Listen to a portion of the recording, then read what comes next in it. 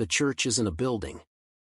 Daniel continued, lifting his gaze to the sky. A thin mist clung to the ground, curling around the hidden sanctuary like a whisper from heaven. The fugitives, once prisoners, once hunted, once nearly broken, were now builders of something new. It had been months since their escape, months of running, hiding, and surviving in the wilderness beyond the ruined city. But even in exile, they had not been silenced. In a small clearing, under the shelter of thick branches, the church lived again. It wasn't made of brick or wood, nor did it have stained glass windows or towering crosses. It was nothing more than a gathering of souls, men and women who still believed, who still prayed, who still whispered the name of Jesus when the world tried to erase it. Daniel stood before them, a tattered Bible in his hands. His once strong voice was hoarse from weeks of exhaustion, but it did not falter.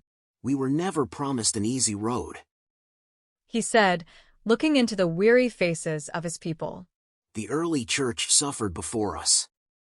They were beaten, imprisoned, scattered. And yet, here we are, because the gospel cannot be chained.